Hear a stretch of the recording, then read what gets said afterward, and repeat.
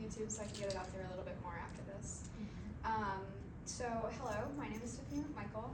I am a survivor of child sexual exploitation and trafficking. So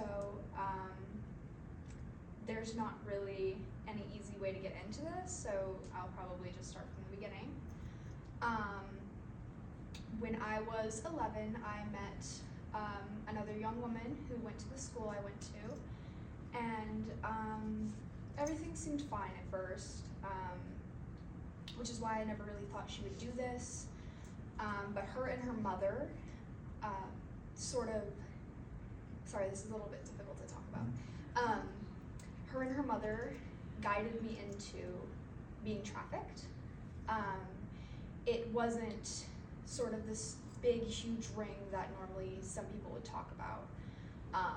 It was very small, and while we did have regulars, they were normally anonymous, random men and women. So I was young and naive. I was in 7th grade, I believe. This was around when I was 11 or 12. And we would treat it like a game, sort of. They would say, if you go, and this is the word they would use, if you go play with this man, he will give you money, and then you bring that back to us. And when we think you're ready, we will give that money back to you. So I thought, oh, this is my friend, and this is an adult, I can trust them. Clearly not. And this would continue to happen until I was 14 years old. Occasionally, I would be drugged on acid. And the way I feel like it really came out is one day I went to the doctor. I think, did a teacher find out and then approach you too? Somebody sent us a picture. It was one of your friend's moms found a picture. So one of my friend's moms found a picture, and then we eventually went out and went to the hospital, which I got a rape kit done. I was too young, I can't remember what most of this, but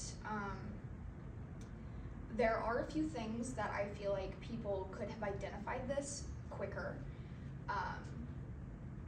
but I'm gonna kind of get into how these men were finding me and finding this trafficking ring.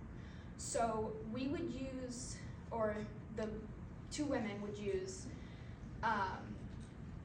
dating apps, and they would kind of put out innuendos that I was a minor, but nothing that would, I don't think, legally hold up in court. The mother seemed like she had done this before, and I don't believe the daughter was ever trafficked as well. And to my knowledge, there are only 2 other women who were trafficked with me, 2 other victims who were underage as well. But they would go out onto dating apps and then bring these men by in their cars, drug me, and then send me into that car. This happened probably over 150 times over the span of those 3 or so years. And somebody definitely would have been able to recognize this. So the way I feel like this could have been recognized is if you see a child giving out money. So I never got to keep, I got to keep some money, but most of the time when the men found out, and some were aggressive, but the ones who weren't, they would give me other stuff because they knew had frequented this. They knew that I was not allowed to keep the money. So I was given food and other substances and vapes and things like that,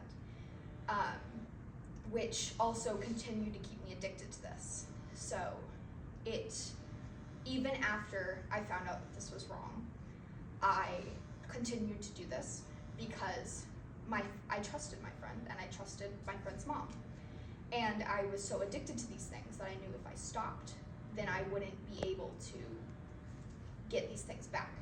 So I was both being manipulated into it and choosing to stay into it, which is another thing that most people will not talk about, that they are choosing to stay into it because it becomes an addiction. An addiction I'm still struggling with today. But if you see a child giving out lots of money, if you see a child who has obvious signs of drug use, if you see a child who has marks on their bodies, or if they're covering up more, or even if they start to smell different, like that's something that I noticed. I would stop bathing so that I would become more unattractive to these men. Also, another thing is tattoos. I was given a tattoo on my wrist that I have not gotten covered up yet. I tried covering it up myself. Obviously, it's very messy. And this had the first initial of the woman who I was doing it with, the woman who was trafficking me. But sorry, I keep jumping around. This is my first time doing this.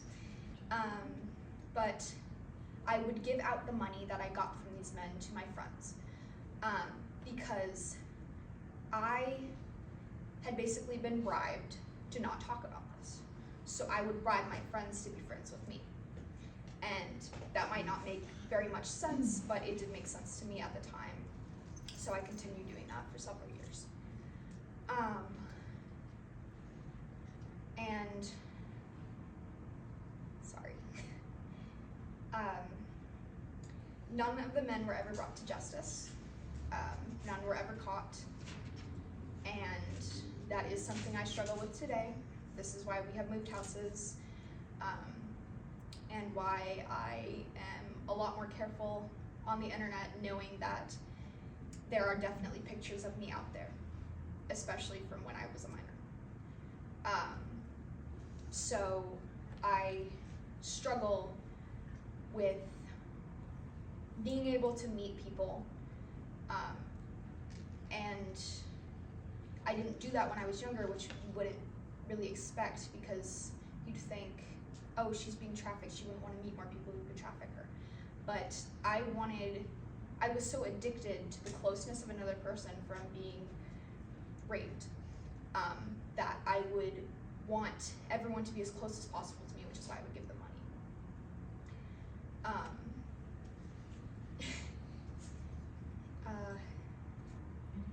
Pause for us to tell our perspective, and then you can chime in. If you guys want.